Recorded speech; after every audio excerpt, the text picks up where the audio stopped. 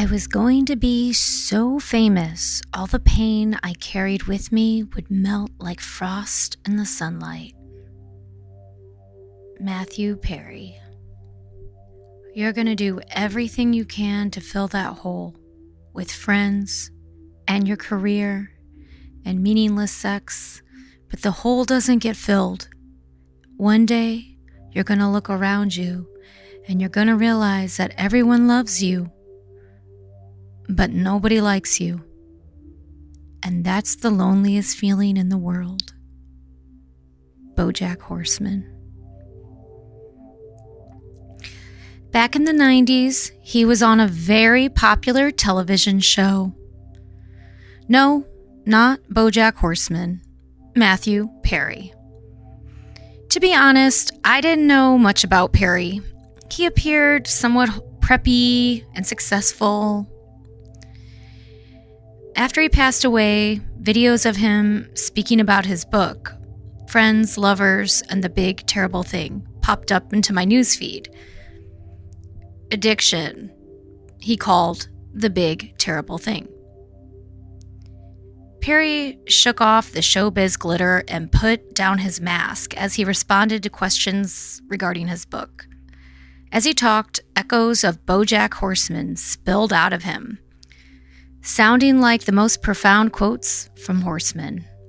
Matthew Perry wrote, "I would see Nick Cage out and think, there he is. He doesn't have anything to worry about. He's famous. He has all the answers." He recounts how he got on his knees and begged God to make him famous. "Please, just make me famous, and you can do anything you want to me." 3 weeks later, Perry got the role of Chandler Bing on Friends. Yet, his alcoholism persisted. Fame doesn't fix it. Perry pushing back tears, retelling his struggles, hoping fame would be the cure, buying the next house, a new love interest, a new sexual partner, hoping the new thing held promise of an answer. All 5 seasons of Bojack Horseman could be a companion piece to Matthew Perry's book. Perry repeats Bojack's disillusionment with fame. After losing Sarah Lynn, Horseman reboots his popular show.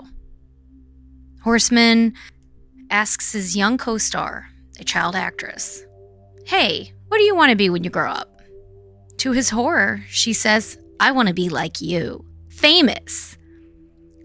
The horror washes over him. "Oh no, I can't do this again." By now, we know he means Sarah Lynn, a character that could be a stand-in for Britney Spears or any wholesomely marketed former teen celebrity. Even from the bright world of animation, we can feel Bojack's dread. Fame doesn't fix it. Yet a new wave of people chase it, not knowing it is the opposite of what they truly seek. Perry spoke as if the animated horse possessed a human form. Drugged by prescription pills at only 30 days old, Perry struggled with consistent discomfort and brain dysregulation. At age 14, after drinking with his friends, he thought, "This is how normal people feel." This is how normal people feel. The last day of shooting my first feature film, that was the first time I ever felt calm in my spirit and in my brain. A struggle hard won, and with the relief from silencing self-doubt, I finally felt normal. Yet that normal feeling only lasted 2 weeks. Self-doubt, loneliness, overwhelming demands, all came back.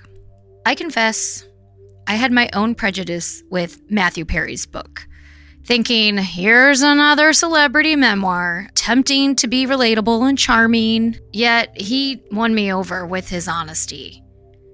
After reading Perry's book, I have to say it is the best thing he ever created. There are some long-winded parts, but he doesn't make himself look like a hero. In many ways, he is the villain in his own story. His celebrity persona really sheds when his colonoscopy bag explodes.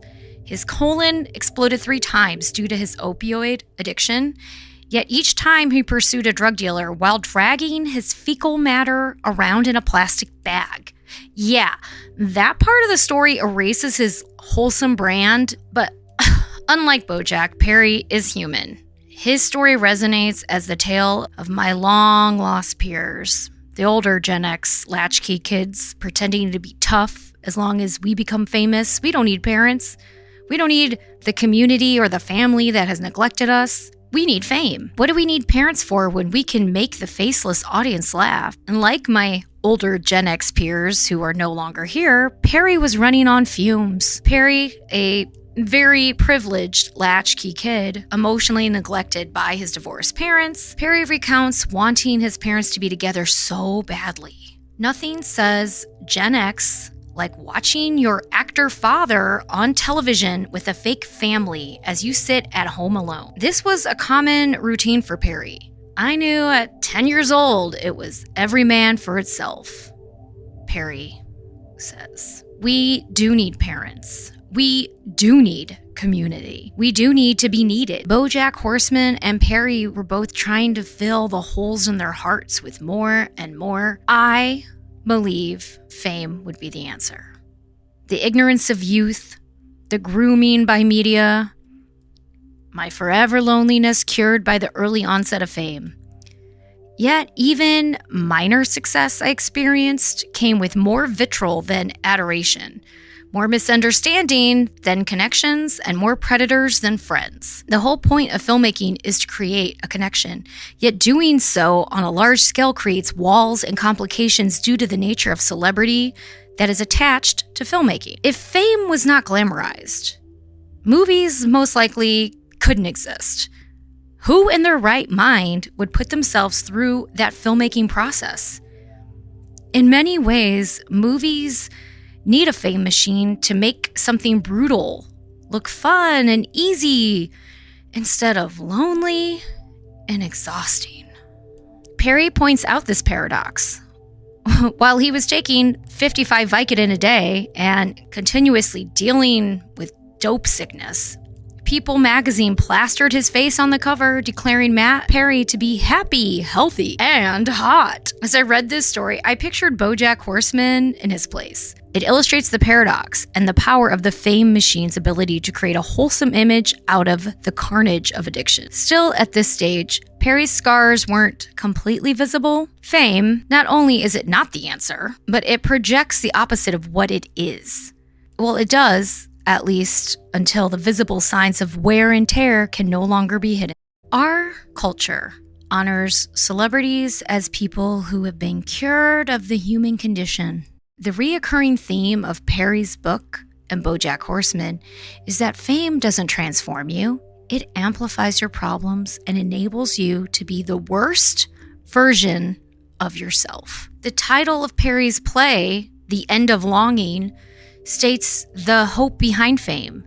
At the arrival of fame, our longing ends. The insecurity of being human and the longing for connection never goes away. I wish it did.